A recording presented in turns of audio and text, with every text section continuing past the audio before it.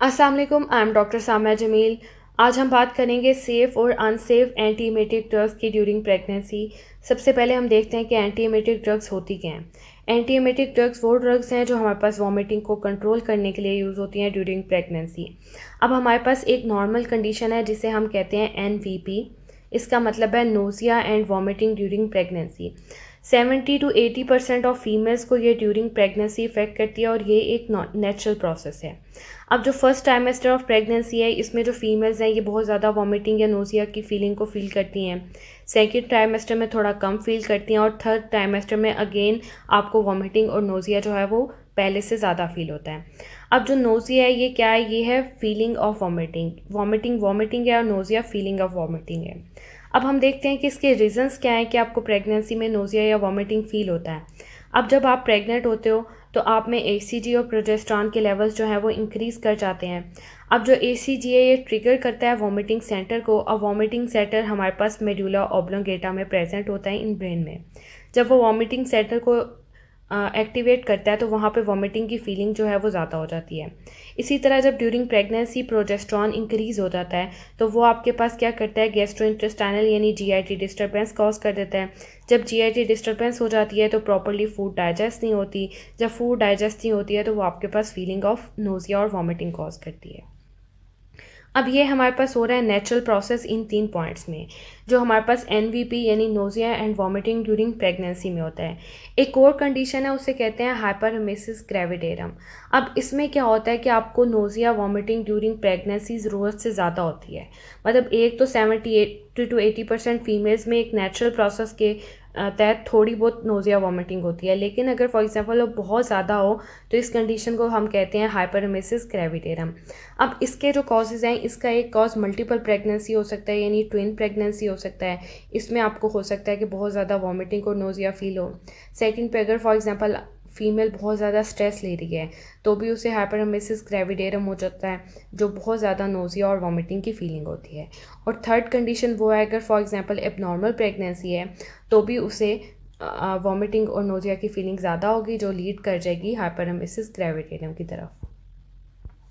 Second पे अगर for example आप फील कर रहे हैं कि आपको प्रेगनेंसी के दरमियान नोज़िया और वॉमिटिंग हो रहा है तो इसका आपके पास सोल्यूशन क्या है? पहले नंबर पे तो आपको स्लीप अपनी अच्छी रखनी है, मतलब प्रॉपर स्लीप लेनी है, अपने स्लीप और पूरे करने हैं। दूसरे नंबर पे आपको स्ट्रेस बिल्कुल भी नहीं लेना।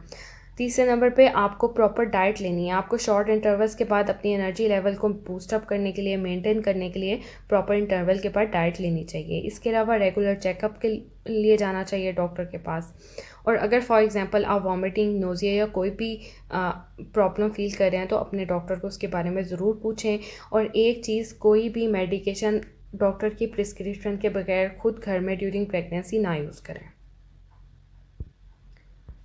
फिर हम देखते हैं कि जो सेफ़ एंटीमेटिक ड्रग्स हैं वो कौन सी हैं ड्यूरिंग प्रेगनेंसी। अब इनके सॉल्ट प्रेजेंट है। सबसे पहले जो हम प्रेफर करते हैं वो पाइरिडॉक्सिन या डॉक्सिलामीन सॉल्ट को प्रेफर करते हैं। फर्स्ट प्रेफरेंस ये होती है हमारे पास ड्यूरिंग प्रेगनेंसी। और अगर फॉर एग्जांपल इससे पेशेंट ठीक नहीं हो रहा तो हम मेटोक्लोप्रामाइड की तरफ जा सकते हैं। अब हम देखते हैं ये किन ब्रांड नेम्स के साथ मार्केट में अवेलेबल होते हैं। अब एक हमारे पास टैबलेट होती है एनवीप। ये जो एनवीप है इसकी हम 2 टैबलेट्स लेते हैं एट नाइट पे, 1 लेते हैं एट मॉर्निंग पे। और अगर फॉर एग्जांपल इसके साथ ये सॉल्व ना हो रहा हो तो हम एक नून पे या आफ्टरनून के टाइम पे एक मेडिकेशन इसकी एक टैबलेट ऐड कर लेते हैं। और अगर फॉर एग्जांपल एनवीप नहीं अवेलेबल तो ZzzQuil हमारे पास इसका अल्टरनेटिव है जो हम यूज़ करते हैं और इसमें भी सेम सॉल्ट प्रेजेंट है। अब हम इन दोनों की जो है वो 2 टैबलेट्स एट नाइट इसलिए लेते हैं क्योंकि ये सिडेशन कॉज करते हैं, आप सारा दिन थोड़ा स्लीपी फील करते हैं, इसलिए हम इसकी 2 टैबलेट्स एट नाइट लेते हैं। अब हम देखते हैं कि इसमें जो हमारे पास एनवीप है ये जो है इसमें भी डॉक्सिलामीन सॉल्ट है जो मैंने पहले डिस्कस किया, साथ में विटामिन B6 है और ये एज एंटीमेटिक यूज़ होती है। और इसके बाद ZzzQuil है, इसमें भी हमारे पास डॉक्सिलामीन प्लस विटामिन B6 है और ये भी हमारे पास यूज़ होती है एज अ एंटीमेटिक। 10 ग्राम की इसकी टैबलेट आती है जो हमने पहले भी डिस्कस किया। 2 टैबलेट्स हम लेते हैं एट नाइट पे, 1 इन मॉर्निंग लेते हैं। और अगर फॉर एग्जांपल इससे कंट्रोल ना हो रहा हो तो हम एक 1 आफ्टरनून पे भी ऐड कर लेते हैं। अब जो हमारे पास अनसेफ ड्रग है एंटीएमेटिक वो है ऑन्टेंसेंट्रॉन। इसके बहुत ज़्यादा साइड इफ़ेक्ट होते हैं, इसलिए हम इसे ड्यूरिंग प्रेगनेंसी प्रिस्क्राइब नहीं कर सकते।